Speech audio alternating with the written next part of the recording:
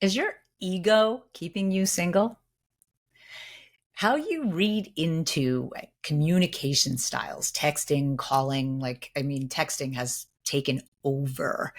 And whether someone replies quickly or not, or how they reply, or what they say, has caused so many missed communications that then don't lead to a relationship where maybe you really liked each other, but somebody's ego got in the way with something that was said or wasn't said, or didn't respond quick enough. Now you're not seeing each other. So I think that's all about your ego. So if you can check your ego at the door, right? Like they say, you might have a better chance of really connecting with somebody. Welcome to my Broken to Brave podcast. I'm Donna Barnes. And in this episode, I want to talk about taking your ego out of it, because far too often I get clients calling me all upset because they thought they really connected with somebody and they've not talked to them, but they've been texting with them. And something in the communication caused them to feel rejected or unwanted, or like it wasn't going the way they wanted it to go. And they want to cut the person off, or they're coming to me because they've already cut the person off, but they're sad about it and they're frustrated and they just need to talk about it. Right. So that's why I'm talking about it with you. I think your ego can cause you, look, a lot of people reject when they feel rejected. So if you feel rejected by somebody, push the pause button and just sit with it for a little bit. Because, look, people come to me all the time and they're all upset that they sent a text and someone hasn't replied yet. But my first response is usually, well, what do they do for a living? Right? Because busy people, look, I'm making a video right now. The sound's off on my phone. So if somebody texts me, it's going to be a while before I get to looking at my phone. That has absolutely nothing to do with how I feel about them. I don't even know that they texted me yet, right? And that's exactly my point. People do what they want to do when they have time to do it. Because I said that to a client recently. I said, people do what they want to do. And he said to me, not always. Unfortunately, I don't always get to do what I want to do because I have to do what I have to do first, right? And he particularly ran a company, right? So I do think that that is very true as well. And we're all insecure on some level. In fact, I've frequently said that I think there's an epidemic of low self-esteem in this country. We feed into a lack of a response as it's a rejection. That's exactly what I want to caution you about in taking your ego out of it. I think our imagination is not our friend, right? When we're first dating somebody, your ego can really cause you to feel like someone's rejecting you when they're not. Really not. Honestly, years ago, I had met a guy at a party that I really liked. And then, it was out in Los Angeles, and I had gone up to Santa Barbara for the day to the film festival. And I had traveled with my then manager, who had then wanted to stay longer and go see another movie and stuff. And I was a passenger in his car. So I called the guy and I got his voicemail, and I left him a message that said, hey, I'm so sorry. I really am looking forward to getting together with you, but I'm up in Santa Barbara and I'm not going to be, able to make it tonight. And it was a Saturday, but he never called me back. And then the friend that I had met him through from the party said, oh, well, he said you blew him off. You weren't interested in him. And I said, I really liked him. I was genuinely unable to keep the date, which I know is not ideal. It's really not good to not keep your dates if you make dates. But my point is I actually really liked that guy, and I never saw him again because his ego decided that I was blowing him off, which wasn't true, right? So that's my entire point. I think take your ego out of it. And if you like somebody, don't overly zealous pursue somebody if they're not responding, right? But if you've sent a text and it's the next day and you haven't heard from that person again, you can send another text, right? If you sent it in the morning on, say, a Monday, and it's Tuesday evening, early, like 6, 7 o'clock, you can send a text. And to that point, I am not a fan of, in a new relationship, you sending text messages to people after hours. And after hours by like late at night or ridiculously early in the morning. I think it's really, most people do turn their phones off when they go to sleep, but it's just inappropriate, right? So, and first of all, when you first meet somebody that you're really crazy about, you should keep your options open with other people, because it'll prevent you from putting all of your focus on that person, because that's why things usually blow up, right? You're all in on somebody and you're all crazy about them, but they liked you. They want to get to meet, see you again. But if you're all too much, then you can shut them down. So especially if I never get why people scold people. People do not respond well to being scolded. Never, ever scold somebody. You can ask for the things that you want. If you texted somebody and it took them 3 days to get back to you and you're upset about that, to tell them off about it is not going to endear them to you, right? And if you like them, you want them to be endeared to you. So a better way to handle that is to first, when they do respond, be engaged, be happy that they reached out. But then the next time you're in their company, you could say, hey, could I just make a request? I would really appreciate it if you could get back to me quicker. I know you're busy. I know you have stuff going on, but it just would mean a lot to me if you could respond a little bit quicker. But make sure you're actually in a relationship before you have that conversation, because neediness is really unattractive. Being too needy in the beginning of a relationship frequently ends it, right? Because it's not comfortable to be on the other side of it, especially if things are unbalanced, right? Relationships need to be balanced. You both need to be on the same page.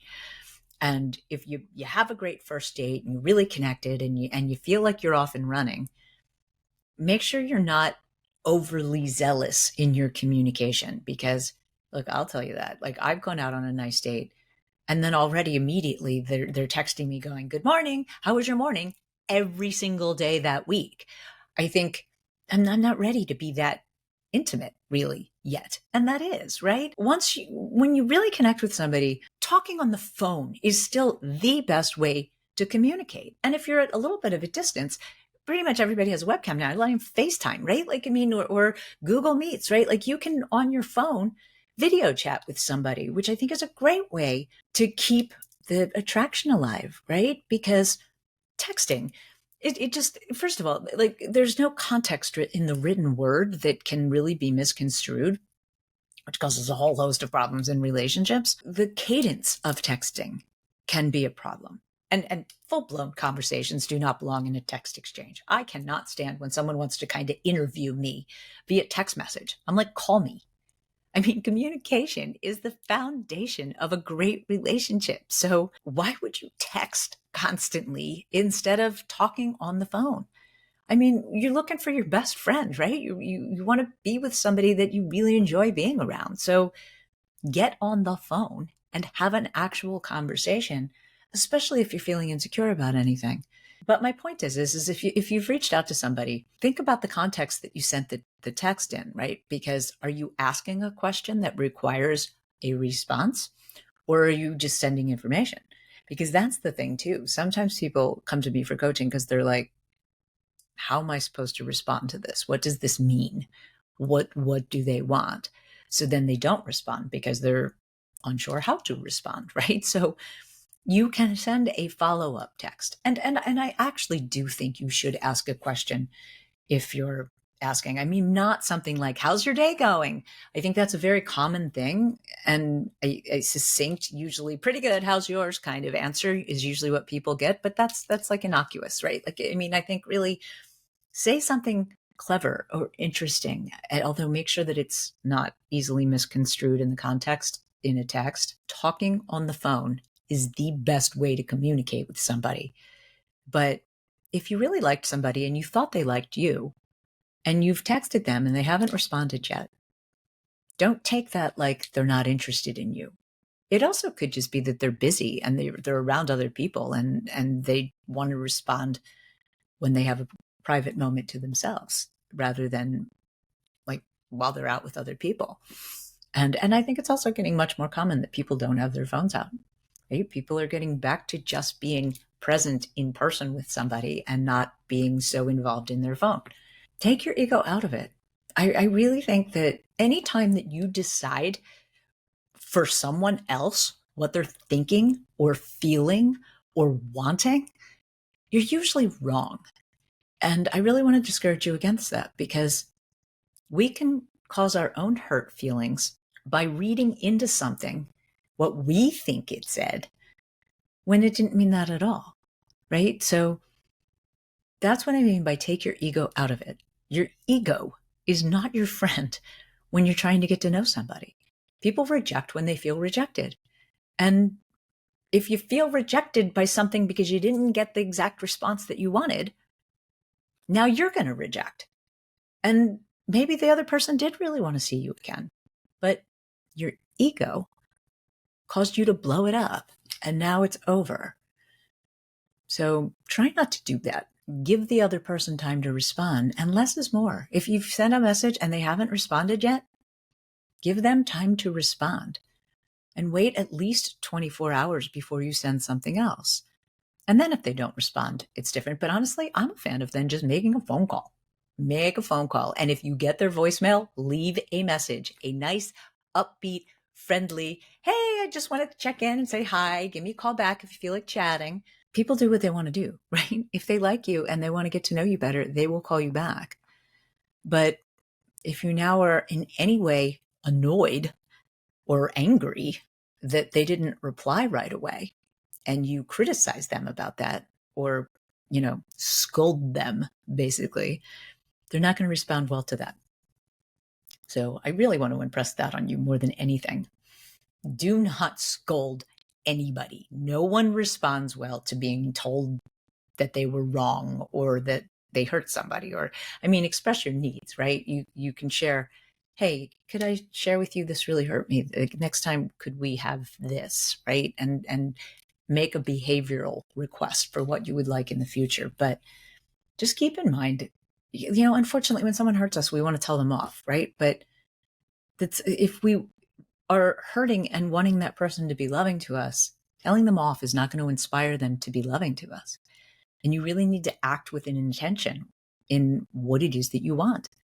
If you want your partner to be more loving to you, you need to be more loving to them, to inspire them to want to be loving. But unfortunately, human nature causes us to do the exact opposite.